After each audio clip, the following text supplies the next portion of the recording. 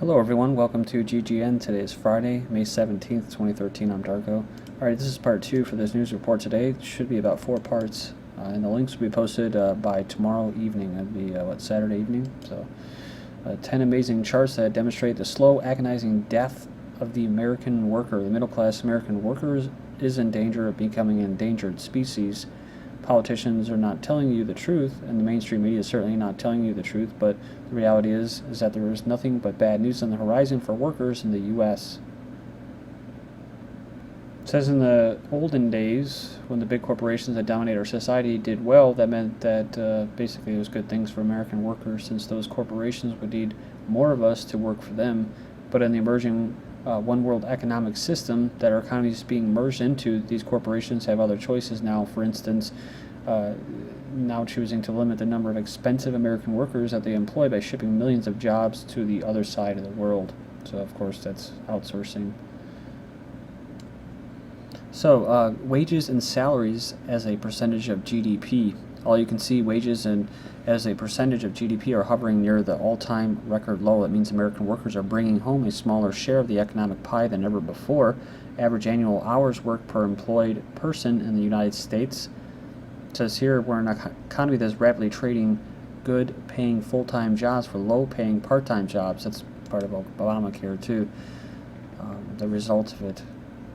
The decline in the average annual hours worked that we have witnessed represents the equivalent of losing millions of jobs. There have been an explosion of the working poor in the U.S., so the trend's going to accelerate. Manufacturing employment, so there are less Americans working in manufacturing today than there was in 1950, even though the population of the country has more than doubled since then. They have lost more than 56,000 manufacturing facilities since 2001, and our politicians do nothing. Employment population ratio. This is one of my favorite charts. They say it shows that there's been absolutely no employment recovery at all since the end of the recession. It says percentage of working age Americans that have a job has stayed under 59% for 44 months in a row. How much worse will things get when the next major economic downturn? Actually, I think that goes back to Depression, or World War II is the last time it did that, where it didn't recover. Labor force participation rate. So it shows how the Obama regime is getting the unemployment rate to magically go down. They're pretending that millions upon millions of Americans simply do not want to work anymore. As you notice, the decline of labor force participation has accelerated greatly since Barack Obama entered the White House, and duration of unemployment. The average time that it takes an unemployed worker to find a new job has slightly declined. And just finishing up here, a delinquency rate on residential mortgages. So people are more delinquent on their mortgages. New homes sold is down. Consumer credit is way up to make ends meet. It says here self-employment at a record low. Humans fully outsourced to robots by 2045. This is of course called what? Robo-sourcing I was talking about before. Discussion of the singularity, the moment when computer intelligence surpasses that of humans to such an extent that humans become practically redundant, has been gaining steam across the media spectrum. So Ray Kurzweil pointed to 2045 as the date of this tipping point, after which anyone unprepared for the merging with machines would likely face a very unproductive personal future. With the rise of automation, a background debate echoes the idea of full-spectrum human-machine integration. For those who want to overlook the full theoretical endgame of the singularity, including transhumanism and immortality, the economic singularity is showing itself already. So you can go in there and check out the article. They talk about some of the examples. I don't think they have grocery or shopping, whatever, but restaurant services, nursing care, robo-nurses. They have robo-prison guards, I think, in Asia. Butlers, house sitting, self-driving vehicles, teachers, personal entertainment and companionship and assistant for pets and people, and even journalism and writing. Hedonistic robots could destroy humanity. This is all around the same time these articles came out. Complex robots are like animals.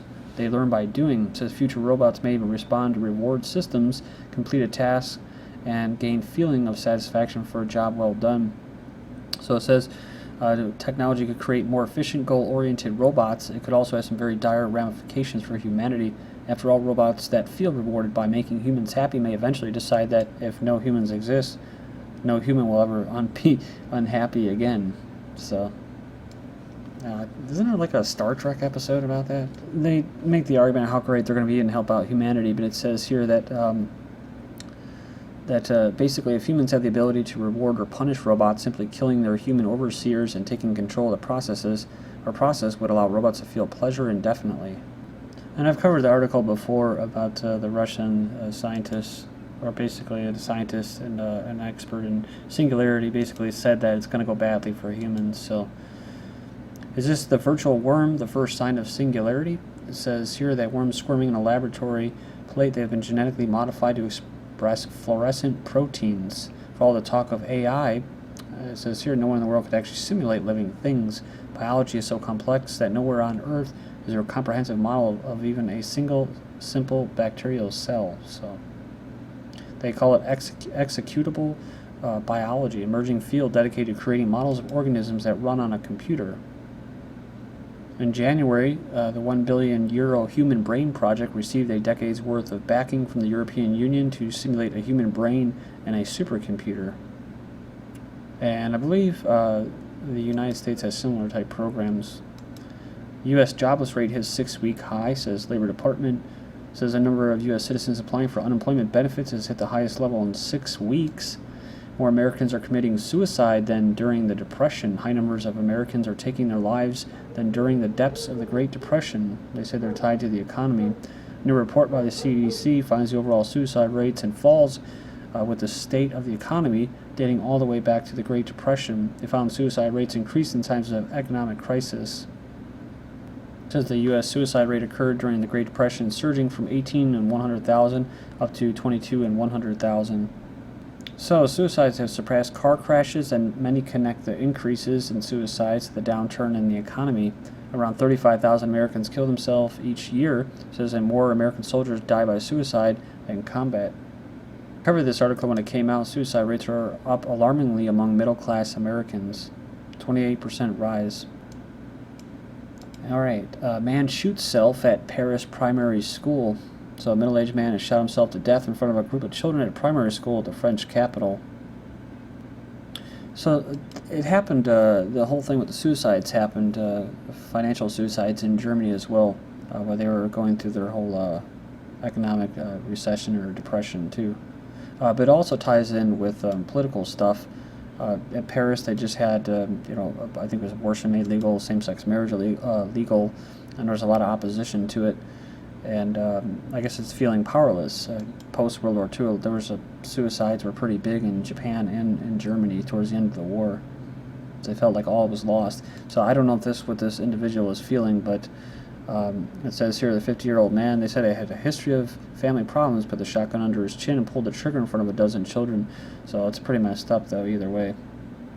According to the sources, the man was apparently suffered from depression after separating from his wife in 2009. One commenter said there's a reason why the man did such an act in front of children, basically to send a message to them, this is what your future holds. I've never seen this word before, tyrannizes, but Pope blasts cult of money that tyrannizes poor and rejects God, urges financial ethics, saying that the money system is turning humans into expendable consumer goods.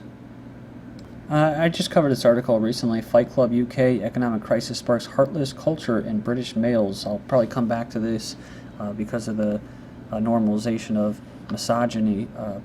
But it says UK men are in the grip of a crisis of masculinity fueled by boozing and consumerism amid the financial crisis. So, faced with minimal employment prospects, many young British men are forced to return home after finishing their university degrees. This in turn leads to stagnation of their development, locking them into family life that they resent. So, says they also mention grown men who are working longer hours, dying of curable cancers, and taking their own lives. Generation X and late baby boomers face bleak retirement, so maybe that's why they're offering themselves more now. So here that at the same time, baby boomers who have already reached traditional retirement age are in relatively good shape for their later years. Generation Xers lost nearly half, 45% of their wealth. It says here around 2010. At the same time, they've also taken on more debt than older generations. This article I covered back in November of last year, the Splitting Sixties, finally free of financial ties, more and more older couples are breaking up. So they're ready to be free of mortgages, work pressures, and the responsibility of children. So it says, but 60-somethings are also breaking free of their marriages as well. So on the subject of divorce, something I noticed today while looking through all the different news sites, and that a theme was divorce and cheating and stuff like that. So I don't know if they're promoting that or what, but how to get your finances in order before a divorce. Says many people are going through a divorce experience, a combination of emotional and monetary concerns. Fortunately, they can minimize the latter by taking a hands-on approach to organizing their finances. And that was just 9 hours ago. Then this, 12 hours ago. Males have a tendency to wander, says Pat Robertson, the authority of spirituality. I'm being sarcastic, of course. I'm pretty sure he's a Zionist. So either way, it says here that he advises her to understand that men tend to wander and to focus on what's really important, her husband's ability to buy her clothes. So, of course, he's supposed to be the Mr. Misogyny, male chauvinist pig, and it says, does he provide a home for you? Does he provide food for you and clothes? He goes, stop worrying about him cheating. So, and of course they answer by saying, because that's all women should expect out of marriage, right? So, because they're all victims.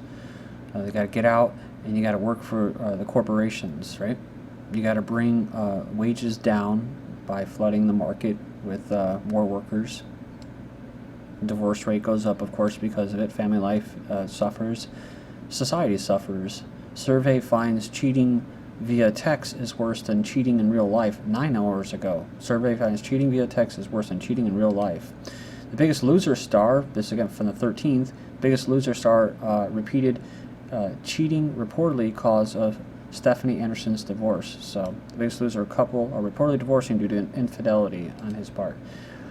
Elisa Rana, I don't even know who these people are. Rena, what made Harry threaten divorce? So one of the solid couples in Hollywood, and now the husband is threatening to leave her. From May of last year, Obama and the Marxist communist view of marriage and abortion. In the Communist Manifesto, Marx several times wrote openly of the abolition of the family and of communism abolishing eternal truths in all religion and all morality. So, revolution's most radical rupture with traditional relations. The point I'm trying to make, though, is this. The Bolsheviks, when they took over, immediately lifted the Russian Orthodox Church's long-standing prohibition against divorce. They basically expunged God from wedding ceremonies and established the so-called red weddings that is purely a secular wedding ceremony. So, said in short, divorce skyrocketed to proportions never before seen in Russia's long history and anywhere in the world. Russians had divorce rates worse than the worst rates in recent American history. Another theme is teen pregnancy. Back in the day, it wasn't that big of a deal because it wasn't all about pursuing your career. Michigan school, and because having kids was actually like a good sign of prosperity in that. Michigan school bans baby bumps from yearbook pics. It says 2 high school students in Michigan are saying that the school discriminated against them by refusing to display their pregnancies in the school yearbook.